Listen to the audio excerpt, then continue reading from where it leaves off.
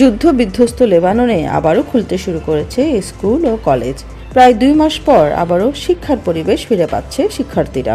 School খোলার আনন্দে একটু হলেও হাসি ফুটে উঠেছে লেবাননের শিশু শিক্ষার্থীদের মুখে। তবে এবার স্কুলগুলোকে শুধুমাত্র পাঠদানের জন্য ব্যবহার করা হবে না, পাশাপাশি শিক্ষা প্রতিষ্ঠানগুলোকে অস্থায়ী আবাসনের জন্য ব্যবহার করার ঘোষণা দিয়েছে দেশটির শিক্ষা মন্ত্রণালয়। এতে করে আবারও হাজারো লেবানিজ শিশুরা পড়াশোনার সুযোগ পাবে বলে মনে করা হচ্ছে। লেবাননে ইসরায়েলি হামলার হাত থেকে যে স্কুলগুলো বেঁচে গেছে তাদের মধ্যে অন্যতম একটি হচ্ছে আমচিট সেকেন্ডারি পাবলিক স্কুল। বর্তমানে স্কুলটিতে আশ্রয় নিয়েছে হাজার হাজার ঘরহারা লেবানিজ। পাশাপাশি এখানেই শুরু হয়েছে শিক্ষার্থীদের ক্লাস ও পড়াশোনা। এখনও স্কুলগুলোর ক্লাসরুমের জানালায় ঝুলছে কাপড়।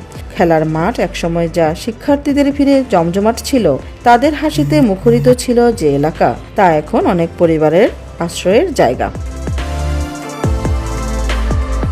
লেবাননের শিক্ষা মন্ত্রণালয় বলছে, বর্তমানে দেশটির 1250টি স্কুলের মধ্যে 505টি অস্থায়ী আশ্রয় কেন্দ্রে পরিণত হয়েছে, যেখানে প্রায় 8,40,000 লেবানিজ আশ্রয় নিয়েছে। এর আগে পর্যায়ক্রমে লেবাননের শিক্ষা কার্যক্রম শুরু করার নির্দেশ দিয়েছে দেশটির শিক্ষা মন্ত্রণালয়।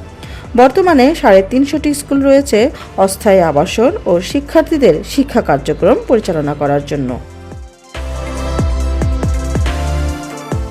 দেশটির 1,75,000 শিক্ষার্থীর মধ্যে 38,000 ঘরহারা।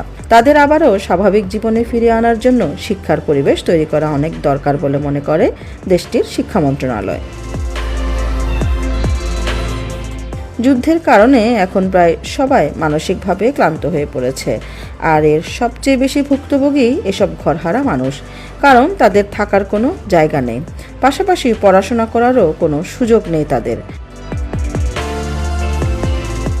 লেবাননের আমচিট সেকেন্ডারি পাবলিক স্কুলে বর্তমানে 300 শিক্ষার্থীকে নতুন করে ভর্তি করা হয়েছে, যেখানে তাদের সাথে ঘরহারা এসব পরিবারগুলো থাকার কথা রয়েছে।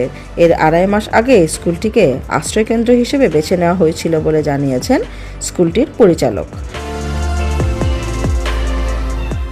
লেবাননের স্কুলগুলো আবারও খোলা বেশ চ্যালেঞ্জিং বিষয় ছিল, কারণ যুদ্ধের কারণে লেবাননের শিক্ষক ও শিক্ষার্থীরা এখনই স্কুলে ফিরতে মানসিকভাবে প্রস্তুত নন। সেখানে যুদ্ধ চলছেই, তবে এর জন্য কোনোভাবেই শিক্ষার্থীদের পড়াশোনা থেমে রাখতে চান না অভিভাবকরা। লেবানন যে আগ্রাসনের মুখোমুখি হচ্ছে, শিক্ষার মাধ্যমেই কেবল তা প্রতিরোধ সম্ভব বলে মনে করছেন তারা।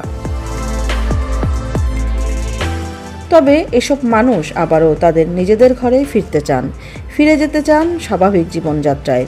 বিশ্বে যুদ্ধ বন্ধ হয়ে শান্তি আসুক, সেই প্রত্যাশায় আছেন এসব মানুষ। দর্শক, আপনারাও কি তাই চান?